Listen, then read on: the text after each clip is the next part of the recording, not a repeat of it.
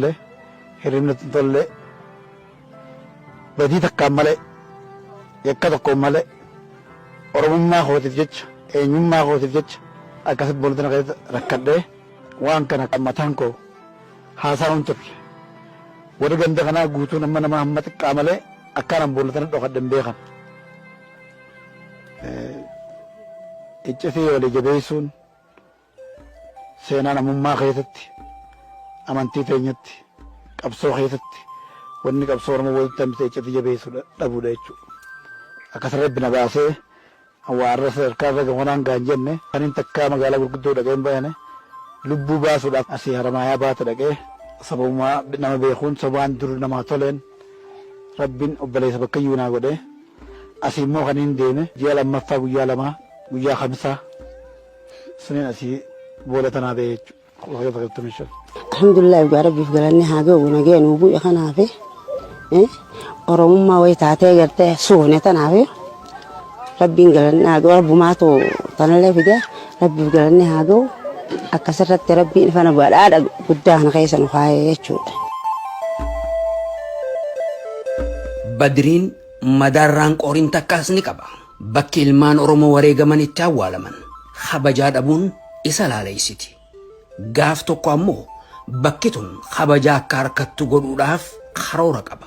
Har'a warra kabbaa Qiyyaasun Haji Mahamad Dolaal Mustafaa Rawwee warroota biraa kanneen maqaa dheereffachuu hin dandeenye ulaamoota sheekkootota manguddoota ijoollee xiqqoo daa'ima haati luusiftuu wajjin kan ajjeesan ammallee bakki sun kan kabajaa silaa barbaachisu harkatan tunanqachuunsi hamarreessa sun hedduun dhaga'ama ta'innaaf ta'u inshallah guyyaa tokko rabbi kabajaatti goona. Badriin dhaamsaas ni qaba. Dhaamsi isaa namni waan dabreef osoo hin taane waan dhufuuf karoorfachuu qabaadha. Mana wanni citaa irra kaaniif qorqorroo irra kaaniif rooba dabree miti rooba dhufuuf. Kanaaf wanni irra geetun boru sirraaf ga'u malti sirra geesseeti jirti. Nama tun geesse boru dhaloota biraa irra ni geessi. Malli malli isaa kana ajaa'ibuun jiru suni. Tana lama dammallee namni keenya nama waa harkaa qabuutu wal falma. Namni harkaan qabne maa wal falma. Hee jirtutti tan amma jirtu tan nu dabartee tan walii dhuftu tana fayyadamanii qilleensa jirutti yoo wal gargaaran gara hundaanuu nam tokko nam sadii yoo gargaare dhaamsa kiyya. Nam tokko nam sadii qofa yoo gargaare tokko yoo gargaare bakka guddoo yaada. Namni waan dalagu irratti obsa qabaachuu akka qabus dhaamee jira Badriin. Namni waa hojjetu ni hubata mana ni hamatamu. Yoo waa hojjechuun barbaanne yoo dubbatamuu barbaanne hojjechuu dhiisuudha. Dhaamsi abaluun kun kana godheerra ani maaliin godhee if gaafadhaa dhaamsa kan inni namaa qabu. Inni kun kana godhee kana tolche kana balleesse ati hoo maal goote. Nama gargaaruun laaftuu miti. Namummaatu gargaarta kana yeroo tokko si garagala. Diina ta'a simiidha akka abdii kudhattu si godhu. Kanaaf obsa barbaachisa. Ammallee duniyaa tana amata irratti waarru dhaamsi guddaan hin qabu gargaarsa nama gargaartaniin jiruu teessan dabarsaa jiruun qaban. Warri Badrii beekoo maal ja'an? namni waan itti kana murannoo yoo qabaate quuqama sabaa yoo qabaate waan takka galmaanni gahaa jara kanarraa fakkii fudhatanii dhugaa fi haqa jiru sun irratti hundoofte sabaaf qabsaa'u isaanirraa hin baradhaa isaanirraa baranne daandii sun irratti akka tarkaanfannu jechaan dhaamaaf. Iccitii jabeeffadhee ilaa aduu irraa kunoo qabatrii godhin argin guyyaa tokko na afaan hin bu'in amata 27 kana afaan kiyya kaayita hin bu'an jechuudha. Kunoo arrumaan isiniif dabarsu jira malee. Namni rakkoon irra dhuftu akkuma kiyya kanatti iccitii jabeeffatee kunoo obboleessa rafti akka biyyoo jabeesse guyyaa tokko seenaansaa hin wadduu yaa obboleeyyan kiyya.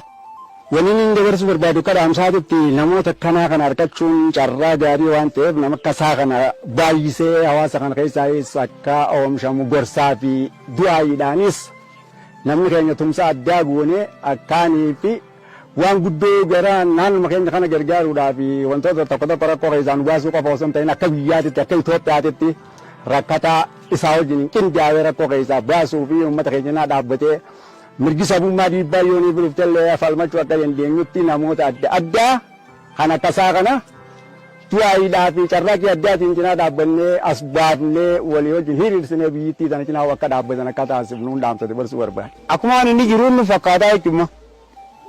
Adeerra nyina kawan jiruutti. Kasallalaa jechuudha. Akkasii isaas ammas umrii rabbi nu haa dheereessu. Umrii isaatillee rabbi barakaatti haa godhu.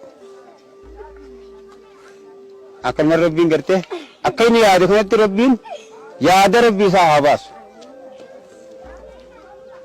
Akka inni namaa gargaaruu jiru kanatti rabbii yaada isaa haa baasu. Akkuma gartee Badriin namuu gammachiisa kanatti Janataanis nu haa gammachiisu. Isaas gartee ilmaan isaa ilmaan diin godhee fi ilmaan darajaa qabu godhee warra gartee seenaa inni dalagu sana ilmaan Badriillee dhaalu rabbi haa godhu. Kan akkanuma nama jiraachisaa deemu.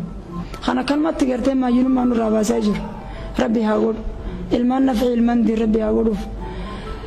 Ummata hamma inni fayyada kanallee warra haawwan isaaniitii fi fira isaanii gammachiisa rabbi haa godhu. Warra gartee haawwan isaanii hajji hoggumee gaggeessee waalidkaa akka gaarii abbatu rabbi haa godhu. Rabbiin mana bareedaa nu ijaara kanallee itti haa oolchu itti haa gammachiisu ilmi karaa dhaalu rabbi haa godhu. Ilmaan illee ka faayidaa rabbi haa godhuuf ka diinii fi darajaa qabu rabbi haa godhuuf. Inshaallahu gartee tolfiiqa kanniisaa nuu kannee jaalala nuu kannee warra gartee rahima abbalayyan wal maxxanfatu rabbi nu haa godhu. Akka keenya akaakoo fi akkoo isin haa godhu. Kan ilmaan qabullee ilmaan diin rabbi haa godhuuf kan hin qabnees rabbi itti haa kannu. Riskis bal'oo isinitti haa kannu tan ibaadaan gootan tan rabbiin beeytan. Ijoollee biyya sun jirtillee rabbiin gartee warra diina isaanii maxxana rabbi haa godhu. Warra gartee diina isaanii mirgaan qaba rabbi haa godhu. Riskis qabbanootu rabbi itti haa kannu. Sallallahu alaihi wasallam. Wallahi rabbi irraa haa qeebalu. Rabbi mallee umrii dheertuullee haa kannuufi. Rabbi haa dawwamsuufi. Dalagaa gargar hin cinne. Ooyiruu obbu takkallee midhaan hin dhabne. Ooyiruu obbu takkallee masnoo hin dhabne. Rabbi haa godhuufi. Umrii dheertuullee rabbi haa kannuufi. Dalagaan isaa hodduudha. Waa tanaa suni waan jedhanii dhumtuu miti. Rabbi itti haa dawwamsu. Waan kannus rabbi hin dhoorkini. Isaatu rabbi haa jiraachisu hin ja'a. Egaa akkasaa kana rabbiin waa himeessu firii rabbii isaa dheerisu rabbii namaa sodaa rabbiitti qabeenya isaatiin boonuu dhabuu keessatti qabeenya isaa karaa rabbii keessatti baasuu keessatti isa rabbii haa godhu. Ammallee warra gartee garaa hamilee dheertuu qabaatee waan rabbiin isaa kenne kana horiin kun ani amaana khaliifaadha malee abbaan horii kanaa rabbi jechuu beekee akkas irraa sanillee rabbi haa godhu faayidaa qabu.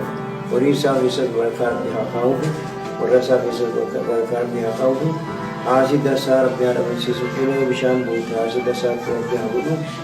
Wanni irraa kadhannu badaa wanni irraa kadhamoonni hamtuun beekayya nama gartee hassada nama gartee dhuudhaa nama dadhabu kana wanni irraa kadhannu diina isaa aduu isaa rabbi irraa haa qabu. Shishini rabbi irraa godhu horii dheertuu wajjin warra gartee anaan ittiin dhagamne rabbi isaa godhu. Akkuma inni nama olii harkisee jaalalaan rahmata namaa godhu kanatti isaafis rabbi rahmata haa godhu.